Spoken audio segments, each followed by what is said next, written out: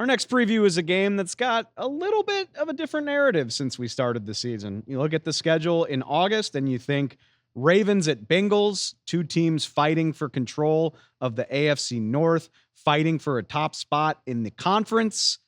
And here in week 5, instead, you get the Ravens seeking to go above 500 and the Cincinnati Bengals fighting to literally keep their season alive at 1-3.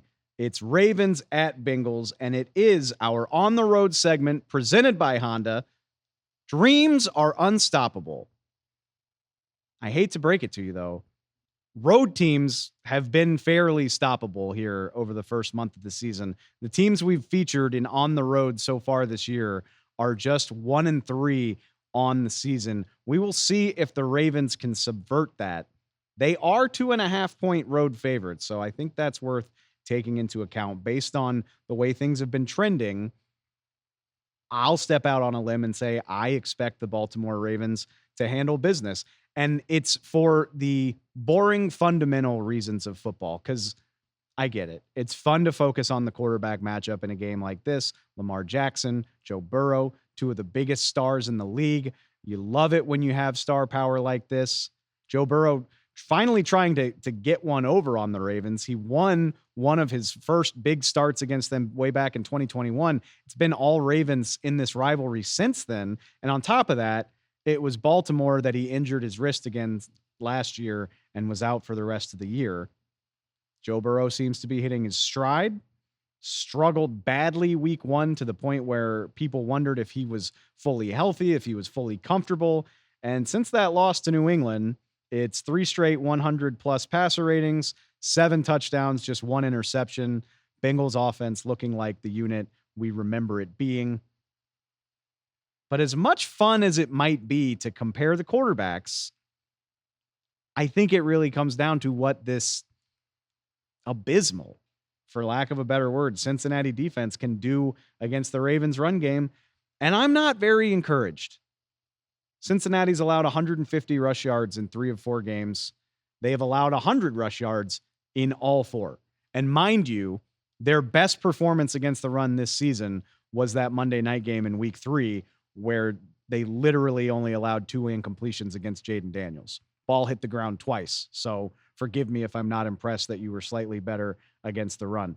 Pick a rushing metric. And I'm here to tell you that the Bengals aren't looking pretty.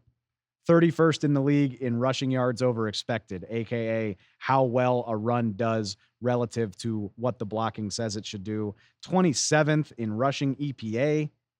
38 rushing first downs allowed so far this season. That's the 4th highest number in the NFL. I love this one. The Bengals have only stuffed the ball carrier at or behind the line of scrimmage on 13% of rushing attempts against them. That's 5th worst in the league. They've surrendered 189 rushing yards before a defender was able to attempt a tackle, let alone make one. Bottom 10 in the NFL. They're bad. They are bad against the run. And what do the Baltimore Ravens do? They've run the damn ball. They've outrun their opponent by 100 yards in all 4 games. They've gone over 250 against the Cowboys and most recently against the Buffalo Bills. This is what they do.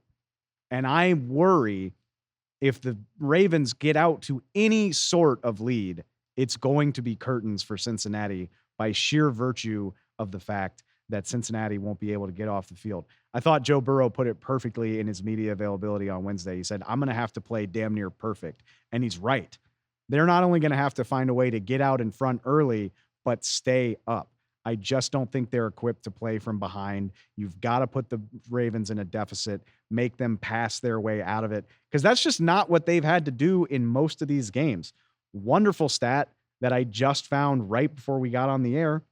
Isaiah Likely is Baltimore's leading receiver with 167 yards, and 111 of those came when he blew up against the Chiefs in the season opener.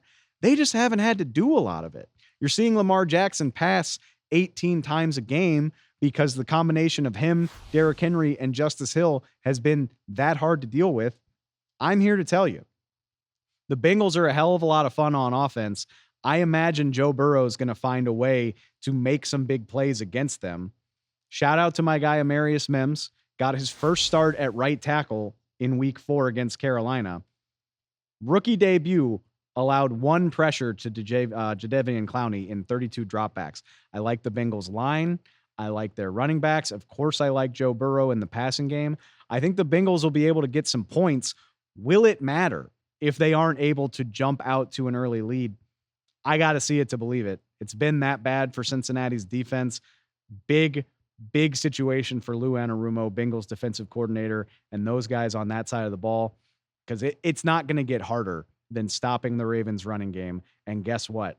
1-4 probably sinks you. I guess we can't rule out Joey B completely, but it probably sinks your season to fall to 1-4, division loss to the Ravens on top of that. Desperate times call for desperate measures. I don't love it.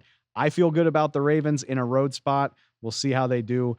Looking forward to this AFC North grudge match.